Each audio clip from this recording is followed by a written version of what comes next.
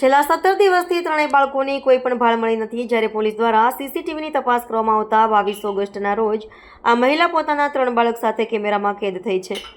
જ્યારે 23 ઓગસ્ટે જ આ મહિલા લટકતી હાલતમાં મળી હતી, જેથી ખાડી વિસ્તારના આસપાસના ડ્રોન ઉડાવી પણ તપાસ કરવામાં આવી રહી છે. હાલ તો આ મહિલાએ ત્રણેય બાળકોને ખાડીમાં ફેંકી દીધા બાદ આપઘાત કરી લીધો હોવાની દિશામાં તપાસ કરવામાં આવી રહી છે. સીસીટીવી પ્રમાણે આપઘાત કરનાર મહિલા જેનુ નિશા 22 ઓગસ્ટના રોજ સચિન જેઆઈડીસી વિસ્તારમાં આવેલી ગભેણી ચોકડી પાસેથી પસાર થતી હોય તેવું સીસીટીવીમાં કેદ થયું છે.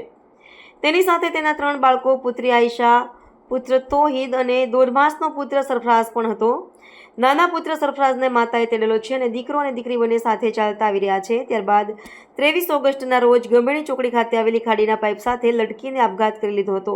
મૂળ બિહારના વતની અને હાલ પલસાણામાં બાંધકામ સાઇટ પર રહેતા મહેબૂબ તેમના મામાની દીકરી જેનુ નિશા સાથે પ્રેમ લગ્ન કર્યા હતા. તેમને સંતાનમાં 5 વર્ષની આયશા પરવીન, 3 વર્ષની તોહિર આલમ અને 1.25 વર્ષનો સરફસાઝ હતો. ગત 22મી ઓગસ્ટના રોજ પતિ પત્ની વચ્ચે ઝઘડો થતા જેનુ નિશા આવેશમાં આવીને ત્રણેય બાળકો સાથે ઘર છોડીને નીકળી ગઈ હતી. જેનુ નિશાએ ગભેડી પાસે ખાડી પરથી પસાર થતી પાઇપ પર દોરી બાંધીને ફાંસો ખાઈ લીધો હતો. આ ઘટના બાદ સચિન જેઆઈડીસી પોલીસે આપઘાતનો ગુનો નોંધી તપાસ શરૂ કરી હતી. 30મી ઓગસ્ટના રોજ પોલીસને મૃતક મહિલાની ઓળખ જેનુ નિશા તરીકે થઈ હતી. તેના પતિ મહેબૂબે પોલીસને જણાવ્યું હતું કે પત્ની સાથે ઝઘડો થયો હતો અને તે બાળકોને લઈને ઘરેથી નીકળી ગઈ હતી. મહેબૂબે પોલીસને બાળકો ગુમ હોવાનું જણાવતા પોલીસ દ્વારા તરત જ તપાસ શરૂ કરવામાં આવી હતી. બાળકોને માતાએ ખાડીમાં ફેંકી દીધા હોવાની શંકાના આધારે ફાયર વિભાગની મદદથી ખાડીમાં મોટા પાયે શોધખોળ હાથ ધરવામાં આવી હતી. બાળકોની શોધ માટે 7 જેટલી પોલીસની ટીમોની રચના કરવામાં આવી છે. ઘટના સ્થળની આસપાસના લોકોની પૂછપરછ પણ કરવામાં આવી રહી છે. હવે પોલીસ ડ્રોનની મદદથી આખા વિસ્તારમાં તપાસ કરશે, જેથી કોઈ નવી जानकारी मिल सके.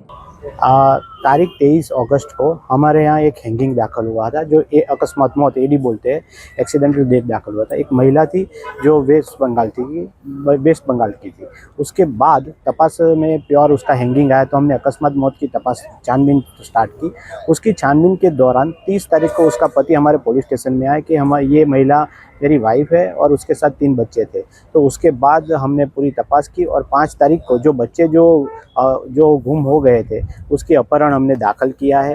और उसके बाद कल से हमने जो बारिश कम हुई तो कल से हमने यहाँ पे बोट एसएमसी से बोट मंगा के बोट से छानबीन स्टार्ट कर दी है कि कहाँ भी उसके बच्चे जो का शायद हमें आशंका है कि शायद डूब कर मर गए हो, तो उसकी शोधखोल स्टार्ट की. और उसके बाद आज ड्रोन से भी हम ये सब झाड़ी झाकरे वाला सब इलाका है उस पर हमारे इन्वेस्टिगेशन चल रहा है.